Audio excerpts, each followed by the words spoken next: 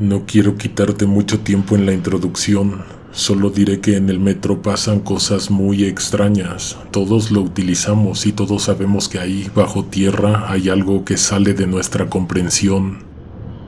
Apaga las luces o cierra los ojos, ponte tus audífonos y que venga la oscuridad.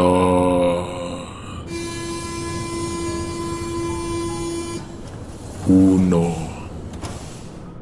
Ya tiene unos años que ocurrió, no lo había contado porque aunque ahorita está de moda hablar de ello, nunca había escuchado nada al respecto de los fallos en la realidad, mucho menos que ocurrieran con más regularidad en el metro de la Ciudad de México. Alguien me dijo que las profundidades y los elementos que se encuentran bajo tierra tienen algo que ver, pero para asegurarlo se necesitaría la opinión de un experto. Aquella vez fue un día de finales de 2019, venía regresando del dentista, justo había terminado mi tratamiento 1 año y medio después del accidente. Bajé a la estación subterránea de Chilpancingo, mi recorrido sería toda la línea Café hasta Pantitlán, luego el transbordo hacia la línea A hasta Santa Marta. Era sábado y un poco después de las 4, así que los trenes pasaban medio vacíos. Me acuerdo que dejé pasar el primero porque justo cuando me levanté del suelo, porque lo oí venir, todas las monedas que tenía en la bolsa del pantalón se me cayeron. Una de ellas, de a 10 pesos, la vi rodar hasta el final de la plataforma y caer a las vías poco antes de que llegara el convoy. Esa ya estaba perdida, pero las demás tuve que ir a recogerlas en todas direcciones antes de que alguien se pusiera a ayudarme. El caso es que justo cuando terminé, las puertas se cerraron y el tren se fue. Caminé hacia el borde y miré hacia las vías, curioso por ver si lograba localizar la moneda que se me había caído ahí. Para mi sorpresa, sobre una piedra entre las vías, la moneda estaba parada de canto. Primero pensé que había caído así y que se estaba sosteniendo por un equilibrio que en cualquier momento cedería. Sin embargo, la moneda, en lugar de hacer eso, empezó a elevarse. Mi reacción fue de asombro, me dio un poco de coraje haber sido el único testigo de tal hecho porque en el andén había muy poca gente. Saqué mi celular pero no alcancé a grabar nada. La moneda se elevó un poco más, estuve tentado a estirar la mano pero de pronto me vino a la mente que podría tratarse de un campo de energía entre las vías lo que estaría provocando que la moneda subiera. Probablemente eso ni siquiera sería posible, pero yo imaginé que al hacerlo podría recibir una descarga eléctrica. La moneda entonces subió con más fuerza y velocidad y se incrustó en el techo. Te voy a decir dónde es, en la estación Chilpancingo, dirección Pantitlán, unos 15 pasos adelante del final de la plataforma, entre una de las barras grises que decoran el techo, hay una moneda de 10 pesos incrustada. Búscala, yo no sé si la electricidad hizo eso, pero te lo cuento porque además de increíble, creo que tuvo que ver con lo que pasó después, el motivo por el cual te estoy escribiendo. El tren llegó, pero estuvo raro porque sí frenó, pero se siguió y se pasó un poco de la estación. Así se quedó un minuto, no entiendo qué había pasado o qué estaba haciendo el chofer, hasta que de pronto el tren se regresó y por fin abrió las puertas. No vi que nadie bajara asombrado, ni siquiera yo le puse mucha atención. Creo que esa clase de pequeños errores son muy comunes en la operación diaria del sistema. Te puedo decir en qué asiento me senté porque siempre, sin importar la línea o el destino, siempre subo en la última puerta del penúltimo vagón y siempre busco el mismo asiento. El tren cerró las puertas y comenzó a avanzar. Agarró velocidad y avanzó un buen tramo, probablemente recorrió poco más de la mitad del túnel entre estaciones, cuando de pronto se empezó a detener. El tren bajó su velocidad como si se hubiera apagado y no tanto como si estuviera frenando. En el momento en que hizo alto total, como que las luces bajaron su intensidad, como que se pusieron anaranjadas y oscuras, luego se prendieron normales y entonces el tren empezó a avanzar, pero en reversa. Lo que creo que pensamos todos es que solo se regresaría un poco, pues se movió unos metros y se volvió a detener. Estuvo parado unos momentos y después, como si estuvieran aplicando aceleración al movimiento, el tren empezó a agarrar velocidad, pero de vuelta a la estación anterior. No sabes lo rápido que se contagia el miedo. No sabes lo bien que estalla el pánico colectivo una vez que la primera persona se levanta y grita desesperada. Íbamos viajando a la misma velocidad con que se mueve hacia adelante, lo cual era muy preocupante porque podríamos estar a punto de chocar con el tren que viniera atrás. No sentir que el movimiento estuviera por terminar y tampoco ver si había un tren en la misma pista a quien también le sorprendería la mortal colisión hizo que la gente bajara todas las palancas de emergencia al mismo tiempo, que los padres abrazaran fuerte a sus niños, que una señora juntara las palmas de sus manos en el pecho y se pusiera a rezar. El tren comenzó a detenerse y todos empezamos a sentirnos aliviados, a dejar de intentar mirar por las ventanas y descubrir lo que estuviera a punto de ocurrir. Se frenó porque volvió a entrar a la estación. Al momento en que disminuía su aceleración, la gente y yo notamos que había algo muy extraño con nuestro entorno. Para empezar, las puertas que se abrieron fueron las contrarias a las que se tenían que estar abriendo. No obstante, estas puertas sí daban a la plataforma. Mira, por esto es que se trata de un fallo en la realidad. Porque a pesar de que el tren regresó sobre el tramo de vías que ya había recorrido y que en teoría y según la lógica tendría que haber regresado a la estación de donde salió, o sea, Chilpancingo, estábamos en otro lugar.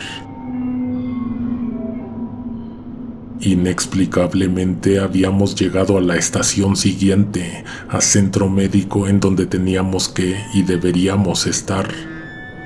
Absolutamente todos estábamos confundidos, no había nadie actuando normal, todos estaban asombrados y querían encontrarle una explicación. Avanzamos de estación A a estación B. A la mitad del recorrido el tren se detuvo, se arrepintió y regresó a la estación A. Cuando llegó ahí, todos sorprendidos descubrimos que estábamos en estación B. Pero ¿cómo pasó? Incluso cómo es que si tenía la puerta que se abría y las plataformas de ascenso a la izquierda, de pronto se abrieron las de la derecha y todo parecía estar bien. La gente se bajó y el conductor también desactivó una por una las palancas de emergencia y en cada vagón lo detenía para preguntarle qué había pasado, pero pues algo así es muy difícil comentarlo, sobre todo porque llegamos a donde teníamos que llegar. A la estación siguiente. Mucha gente se bajó, pero yo me seguí, me quedé pendiente de cualquier otro movimiento extraño. De hecho, varios otros pasajeros se quedaron mirando por las ventanas o tratando de percibir mejor con sus sentidos por si volvía a ocurrir otra vez. Ni en todo el recorrido de esa tarde, ni nunca más me volvió a ocurrir algo parecido en el metro. Aunque ahora me parece una buena anécdota para contar, en aquel momento pensé que íbamos a morir. Ojalá nunca más vuelva a estar en el lugar correcto, en el momento incorrecto.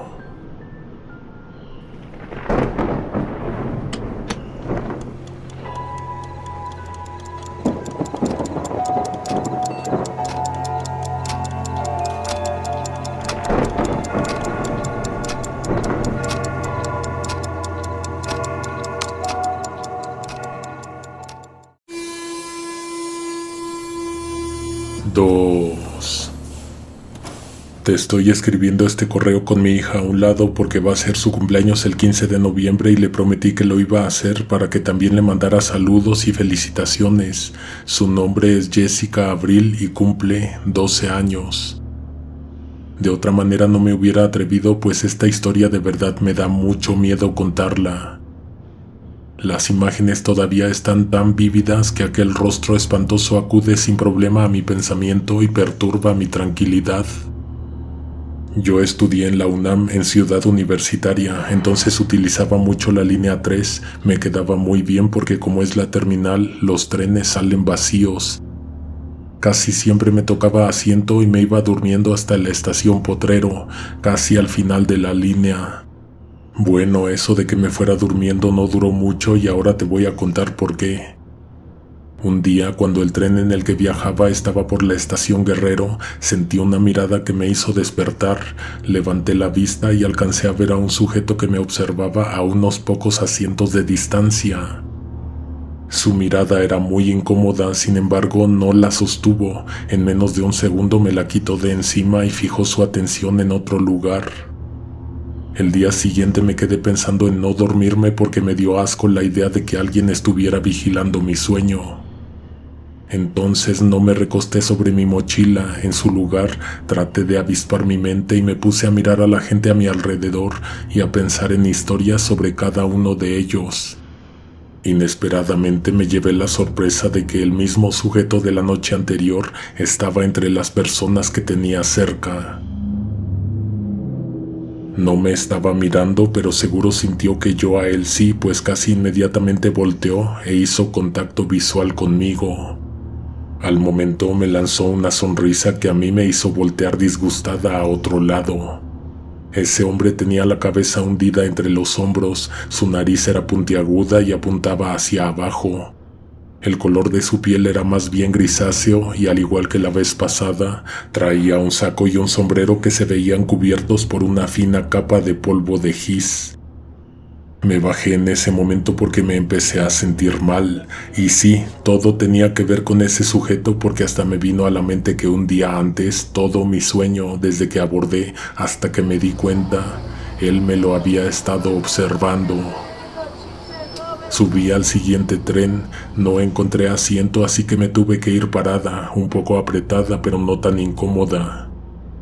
Poco antes de llegar a la siguiente estación, vi que en uno de los asientos que tenía a unos metros de mí, estaba ese hombre. No era posible, no se bajó cuando yo me bajé, y pues no había otra manera ya que todavía no avanzábamos ni una estación completa. Me quedé en mi sitio temblando, esperando el momento en que su mirada se dirigiera a mí. La persona parecía estar pensando otras cosas, pues nunca me puso atención. En realidad no había pruebas para pensar que me estaba siguiendo a mí en particular, pero pues yo presentía algo muy raro. Lo que hice fue voltear a otro lado, pero sin dejar de prestarle atención a lo que podía ver de reojo. Tan pronto como le quité la vista de encima, él giró hacia mi dirección y me miró. Me quedé pasmada y ni siquiera hice nada. No podía dejar de percibir ese rostro borroso que de pronto sonrió. A partir de entonces yo ya no quería subirme al metro. Sentía que ese hombre me observaba a pesar de que jamás sostenía mi mirada y nunca era insistente. Lo que me aterraba era que siempre, día tras día, fuera temprano o tarde, él siempre estaba sentado a unos lugares de mí. Y claro que reconocía mi existencia, pues cada que podía me sonreía como diciendo, «Otra vez nos volvimos a encontrar». Con el tiempo me di cuenta de que nunca lo vi abordar y tampoco lo vi descender. Y esto es especialmente escalofriante porque en la terminal, en Ciudad Universitaria, jamás lo vi en el andén esperando a que se abrieran las puertas. Pero tampoco veía que llegara junto con el convoy vacío. Cuando todos entraban corriendo, de pronto el sujeto ya estaba en su mismo asiento de siempre. Si yo me iba al inicio, en medio o al frente del vagón, incluso del tren, el sujeto invariablemente aparecía a la misma distancia. Algo que noté es que nunca se me acercó y nunca hizo nada por hablarme. Casi olvidaba decirte que cuando subía con amigas o compañeros de la carrera, el sujeto no se me aparecía. Esto que te cuento sucedió todos los días de cada semestre durante todos los años que duró mi carrera. No sé si pueda transmitirte este sentimiento, pero era casi de pesadilla saber que ese sujeto siempre estaba ahí, como esperándome. A nadie le conté porque de alguna manera se me hacía irracional todo ese asunto. Y si ese fuera mi ángel de la guarda, pensé un día en que los trenes iban medio vacíos y otro hombre se sentó a mi lado a pesar de que había demasiados módulos desocupados. El sujeto del sombrero, desde su asiento, hizo contacto visual conmigo por unos instantes y luego miró al tipo que se sentó a mi derecha. La mirada que le lanzó hasta a mí me hizo temblar. Ni 10 segundos aguantó el hombre a mi lado, se levantó y en la siguiente estación bajó. Me alegra decir que en su cara había miedo. Cuando el tren avanzó, el sujeto que siempre me acompañaba, el hombre del sombrero, se levantó también y caminó hacia mí. Yo me quedé de piedra. No sabía qué iba a pasar o qué me iba a decir, pero estaba muy nerviosa al respecto. Esa horrible cara grisácea nunca la había visto tan de cerca. Lo que pasó a continuación ahora vive en mis pesadillas. El señor se agachó y me vio a los ojos mientras me hablaba. ¿Te doy miedo? ¿No quieres volver a verme? Yo no dije sí o no, pero estaba tan aterrada como disgustada y esa persona frente a mí lo notó, supo la respuesta sin que tuviera que decírsela. Está bien, hasta luego, hasta nunca. La persona caminó hacia la puerta. Mientras el tren todavía avanzaba dentro del oscuro túnel, pude ver la mirada del sujeto a través del reflejo del cristal. Esa fue la última vez que lo vi. Al llegar a la siguiente estación, él descendió pero no caminó hacia la salida, se quedó parado frente a la entrada del vagón por donde salió. Me miró antes de que se cerraran las puertas, me miró mientras el tren avanzaba y me miró hasta que desapareció en la lejanía. Pareció que ese hombre cumplió su palabra de que no lo volvería a ver. Sin embargo, a partir de esa noche, el asiento que generalmente ocupaba siempre iba vacío.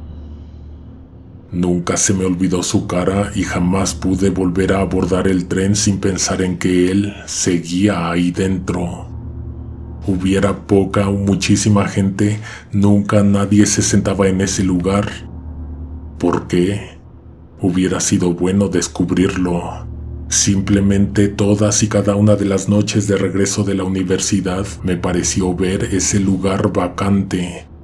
Y peor aún, te juro que siempre percibí una mirada salir de ese espacio vacío.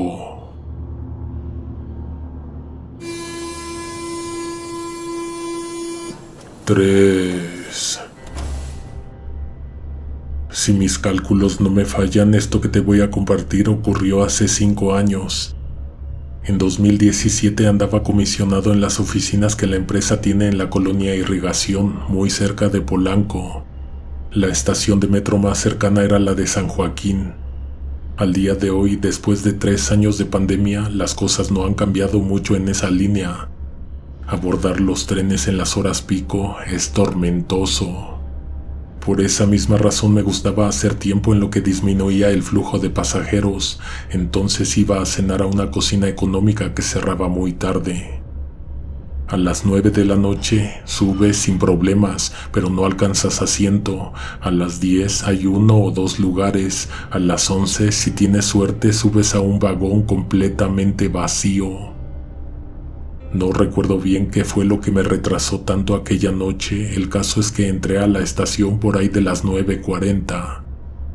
Me acuerdo bien de la hora porque tardó muchísimo en llegar el siguiente convoy.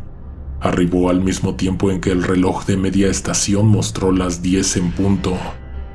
Pensé que iba a llegar retacado de gente porque seguramente iba a venir recogiendo a todos los que se le estaban acumulando a lo largo de la línea. Mi sorpresa no fue grande, pero me dio gusto subir y encontrar aún asientos vacíos. Me situé más o menos a la mitad del vagón, dándole la espalda a la dirección en que se movía el tren. Que yo recuerde, en esas fechas no era nada común tener la completa atención sorbida por la pantalla del celular. No creo que hubiera ido leyendo, seguro solo iba con la mirada perdida o fijándome en los detalles de los asientos, las paredes y las puertas. El tren frenó inesperadamente y la gente que no iba agarrada o sentada se fue de cara. No fue algo tan grave ni escandaloso, pero sí hubo gente que cayó al suelo. De hecho, fue en ese momento en que ocurrió el fallo en la realidad. Las luces se apagaron casi un segundo después de que el conductor pisó o jaló el freno. Entonces se escuchó que la gente dio de tumbos, pasos grandes para no caer, pequeños gritos y hasta una carcajada de nervios. Se encendieron las luces 10 segundos después, pero mientras había oscuridad se empezó a escuchar un quejido por detrás de mí y otro por enfrente. Voces de las personas que preguntaban sin saber hacia dónde mirar si alguien necesitaba ayuda. Se prendieron las lámparas y se encendieron los transformadores del vagón. Por fin pudimos ver a los damnificados del inicio, que en realidad solo se habían caído al suelo, pero no se veían lastimados de gravedad. Pero lo extraño fue lo que descubrimos al poner atención en lo que había pasado al final del vagón. En el piso había un hombre que se agarraba el estómago. Algo extraño era que parecía como si hubiera sido aventado de una distancia muy grande, pero eso no era todo. El grupo de asientos donde él venía sentado ya no estaba. En lo que se apagaron y prendieron las luces, desapareció un módulo de asientos azules. No fue como si se hubiera desprendido para terminar volcándose hacia el final del carro. Más bien como si por acto de magia se hubieran esfumado. A falta de esos asientos, aquella sección del vagón se veía más amplia y vacía. Fui el único que se acercó a ayudar al sujeto que venía sentado en esos lugares. Las demás personas estaban ocupadas en lo propio, además de que, según mis recuerdos, no debíamos ser más de 10 personas en todo el carro. La persona tardó un poco en reincorporarse. Con el golpazo se sacó el aire y no podía hablar ni respirar bien. El tren había empezado a avanzar, por lo que el sujeto quiso conducirse hacia su asiento. Sin embargo, se llevó la misma sorpresa que yo al ver que algo hacía falta frente a nosotros. Tengo muy grabado en la memoria la manera en que aquel hombre intentó comunicar, o más bien confirmar conmigo, que algo no cuadraba. Señaló hacia el espacio en donde deberían estar los asientos. Ni yo lo había alucinado, y mucho menos él, que venía sentado precisamente en esos lugares. Lo señaló confundido y yo solamente asentí con la cabeza. No dijimos más. De hecho, yo me hubiera sentido raro hablando de ello, pues no tenía explicación, ni sentido, ni lógica, y no era posible ni probable en lo absoluto. Yo bajé en la siguiente estación y el señor se siguió. No sé si él le haya contado esta historia a alguien más. Yo se la conté a mis hermanos y a mis amigos y a la gente de mi trabajo con quien llevo buena relación. Algunos no me creen, pero si utilizas la línea naranja, la que va de Barranca del Muerto al Rosario, seguro te has subido a un tren que tiene la peculiaridad de que a uno de sus vagones le falta un módulo de asientos. Bueno, ahora lo sabes. Si quieres puedes preguntarle a algún trabajador del sistema, pero verás, ellos son los que menos tienen idea del por qué.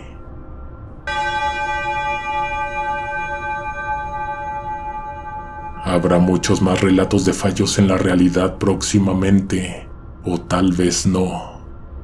Nos escuchamos pronto con más estrenos. Suscríbete para que no te los pierdas y activa las notificaciones para ser de los primeros en escucharlos. Hasta la próxima. Alguien te observa en la oscuridad.